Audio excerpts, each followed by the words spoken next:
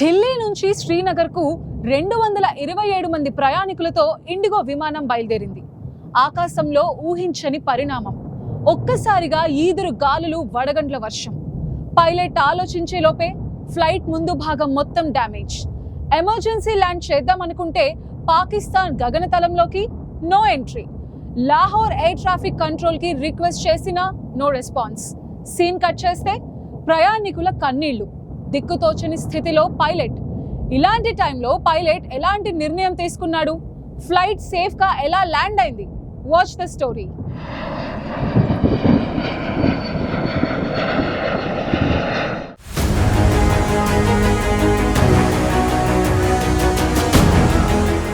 పాకిస్తాన్ మరోసారి తన వక్రబుద్ధిని చాటింది. ఢిల్లీ శ్రీనగర్ ఇండిగో విమానం ఆకాశంలో తీవ్ర కుదుపులకు గురైన సంఘటనలో ప్రమాదాన్ని తప్పించేందుకు పాకిస్తాన్ గగనతలంపై ఆశ్రయం కోరిన భారత పైలట్ అభ్యర్థనను లాహోర్ ఎయిర్ ట్రాఫిక్ కంట్రోల్ నిర్దాక్షిణ్యంగా తిరస్కరించింది. ఈ ఘటన భారత్ పాక్ మధ్య గగనతల ఆంక్షల నేపథ్యంలో మరింత ఉద్రిక్తతను రేకెత్తిస్తోంది. ఇటీవల ఢిల్లీ నుంచి శ్రీనగర్కు 227 మంది ప్రయాణికులతో ఇండిగో విమానం బయలుదేరింది. అమృత్సర్ పైనుంచి వెళుతున్న సమయంలో ఈ విమానం ఊహించని వాతావరణ సవాళ్లను ఎదుర్కొంది.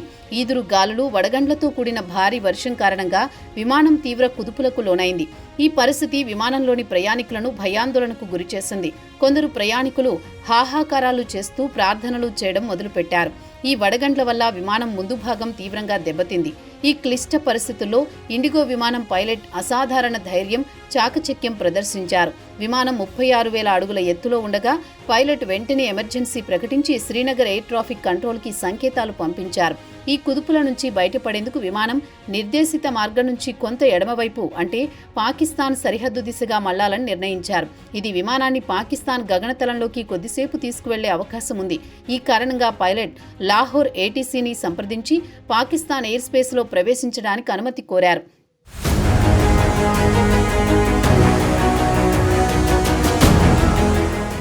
అయితే ఈ అత్యవసర పరిస్థితిలో కూడా పాకిస్తాన్ లాహోర్ ఏటీసీ ఇండిగో విమానం అభ్యర్థనను తిరస్కరించింది. ఈ నిర్ణయం 227 మంది ప్రయాణికుల ప్రాణాలను ప్రమాదంలోకి నెట్టినట్లయింది.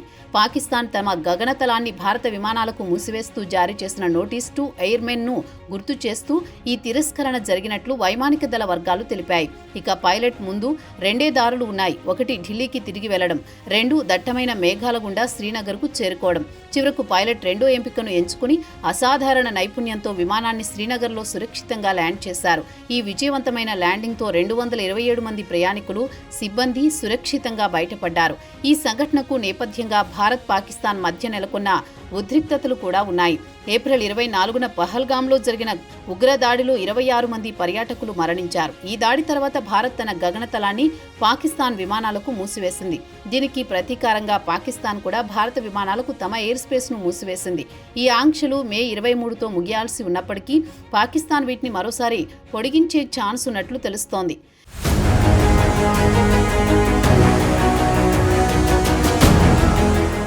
ఇక్కడ మనం ఇంటర్నేషనల్ సివిల్ ఏవియేషన్ ఆర్గనైజేషన్ నిబంధనల గురించి మాట్లాడాలి.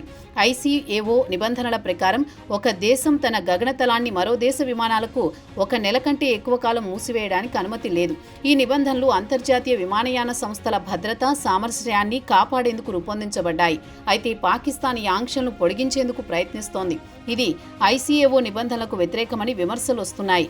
ఈ ఆంక్షల వల్ల భారత విమానయాన సంస్థలు అంతర్జాతీయ విమానాలు ఇతర మార్గాలను ఎంచుకోవాల్సి వస్తోంది. దీనివల్ల ఖర్చు, సమయం పెరుగుతున్నాయి. పాకిస్తాన్ ఈ సంఘటనలో తన గగనతలాన్ని మూసివేయడం ద్వారా అత్యవసర పరిస్థితుల్లో కూడా సహకరించడానికి నిరాకరించడం సర్వత్రా విమర్శలకు గురైంది.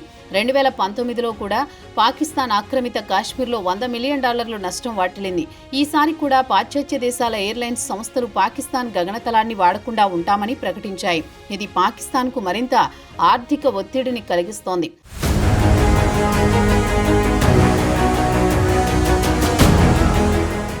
ఈ సంఘటన మానవీయ దృక్పథంతో చూస్తే పాకిస్తాన్ నిర్ణయం 227 మంది ప్రయాణికుల ప్రాణాలను ప్రమాదంలోకి నెట్టినట్లయింది. అయితే ఇండిగో పైలట్ యొక్క నైపుణ్యం, శ్రీనగర్ ఏటీసీ సహకారం వల్ల పెను ప్రమాదం తప్పింది.